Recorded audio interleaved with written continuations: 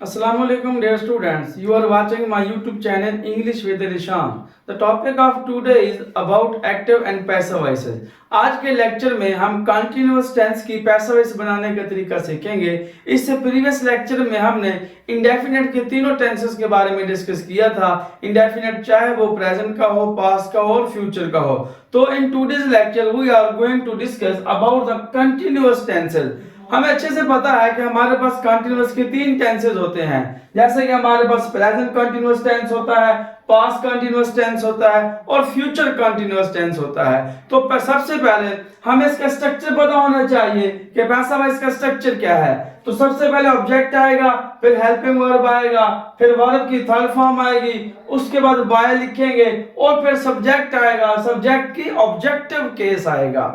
अब इसके अंदर मैंने पहले भी आपको बता रखा कि सिर्फ हेल्पिंग वर्ब चेंज करेंगे तो टेंस बदलता चला जाएगा। तो आइए आज के लेक्चर में हम देखते हैं कि प्रेजेंट कंटिन्यूअस में कौन सा हेल्पिंग वर्ब आता है, पास्ट कंटिन्यूअस में कौन सा आता है और फ्यूचर को कैसे बनाते हैं। सबसे पहले हम बात करते हैं प्रेजेंट कंटिन्यूअस टेंस की। तो हमारे पास स्ट्रक्चर है जी, ऑब्जेक्ट है, हेल्पिंग वर्ब है, वर्ब, बाय और सब्जेक्ट। यहां पर जब हम प्रेजेंट कंटिन्यूअस को बनाएंगे तो आपके पास जो हेल्पिंग वर्ब है, हमारे पास कंटिन्यूअस के तीन तरह के हेल्पिंग वर्ब होते हैं। इज होता है, एम और आर। इन तीनों के साथ हम बीइंग लगा देंगे तो ये इसका हेल्पिंग वर्ब बन जाएगा।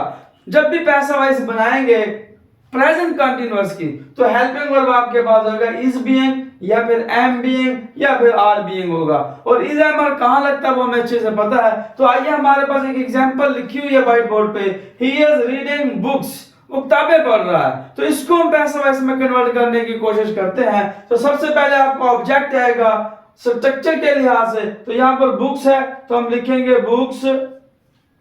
तो हमारे पास जब बुक्स आ जाए तो हेल्पिंग वर्ब जो हमारा ये आर बीइंग वाला लगेगा, प्लूरल वाला, बुक्स आर बीइंग। हमें पता है कि हेल्पिंग वर्ब के बाद वर्ब की थर्ड फॉर्म लगती होती है। तो रीडिंग है, यहां पर रीडिंग की थर्ड फॉर्म होती है रीड, रेड, रेड। तो बन जाएगा बुक्स आर बीइंग रेड। उसके बाद हम बाय लिखेंगे, फिर ही हमारा यहाँ पर सब्जेक्ट है। इसको जब हम लिखेंगे यहाँ पर एंड में तो ये ऑब्जेक्टिव केस की सूरत में लिखेंगे तो ये बन जाएगा हिम। तो हमारी ट्रांसलेशन इस तरह होगी, ही इज रीडिंग बुक्स। तो हम इसको कन्वर्ट करेंगे पैसिव वॉइसेस के अंदर, books are being read by him. ये आपका ऑब्जेक्ट आ गया, ये आपका हेल्पिंग वर्ब आ गया और ये वर्ब की थर्ड फॉर्म, फिर बाय और फिर यहाँ पर सब्जेक्ट और उसकी ऑब्जेक्टिव केस। एक और एग्जांपल देखते हैं, आई एम प्लेइंग फुटबॉल। अब इसको हम बनाने की कोशिश करते हैं जी, फुटबॉल।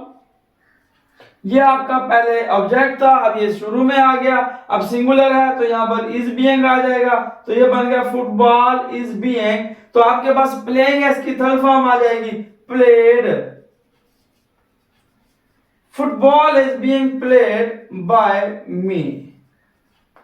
तो इस तरह आपके पास ये सेंटेंस बन जाएगा। जब भी प्रेजेंट कंटिन्यूअस की हम पैसिव वॉइस बनाएंगे, आपके पास ऑब्जेक्ट, हेल्पिंग वर्ब जो इस कंटिन्यूअस के अपने इज एम आर होते हैं, उसके साथ हम जस्ट बीइंग लगा देंगे तो इस तरह आपके पास पैसिव वॉइस आ जाएगा, books are being read by him. Object पहले आया, हेल्पिंग वर्ब की थर्ड फॉर्म, फिर बाय और फिर ऑब्जेक्ट। इसी तरह जब हम पास्ट कंटिन्यूअस की पैसिव वॉइस बनाएंगे उसमें भी हम ऐसे ही करेंगे। हमें पता है कि पास्ट कंटिन्यूअस में वाज और वर आपके हेल्पिंग वर्ब आते हैं, तो हम इसके साथ भी बीइंग लगा देंगे तो हमारा जो हेल्पिंग वर्ब हमारे पास पैसिव वॉइस के लिए आ जाएगा। जैसे यहाँ पर एग्जांपल लिखी हुई, ही वाज रीडिंग बुक्स। तो हम यहाँ पर बनाते हैं जी, books were being read by him. अब ये आपका ऑब्जेक्ट आ गया, ये हेल्पिंग वर्ब आ गया, ये वर्ब की थर्ड फॉर्म, ये बाय और ये ऑब्जेक्ट अपना सब्जेक्ट आ गया, उसकी ऑब्जेक्टिव केस आ गया। तो ये स्ट्रक्चर है ये आपके पास। अब कंटिन्यूअस का हमारे पास वाज वर होता है ना, तो उसके साथ जस्ट हमने बीइंग लगा देना है। ही वाज रीडिंग बुक्स को कैसे कन्वर्ट किया कि books were being read by him. एक और एग्जांपल है, ही वाज प्लेइंग फुटबॉल। तो यहां आ जाएगा football was being played by me। तो यहां भी वही हमने रूल अपनाया कि फुटबॉल आपका ऑब्जेक्ट था, पहले आ गया, was being हेल्पिंग वर्ब है, प्लेड वर्ब की थर्ड फॉर्म है, उसके बाद बाय और मी। हमने कंटिन्यूअस के टेंस में चाहे वो प्रेजेंट का हो चाहे वो पास्ट का हो, सिर्फ ऐसा करना है, उसके साथ बीइंग लगा देना है। जैसे हमारे पास स्ट्रक्चर बना हुआ है, ऑब्जेक्ट है, फिर हेल्पिंग वर्ब है, फिर वर्ब है, तो हमने यहाँ पर क्या लगा देना, जस्ट हमें यहाँ पर बीइंग लगा देना है। जैसे इज एम आर है तो उसके साथ बीइंग आ जाएगा, जैसे वाज वर है उसके साथ भी बीइंग आ जाएगा। तो इस तरह हमारा प्रेजेंट और पास्ट का बनता है।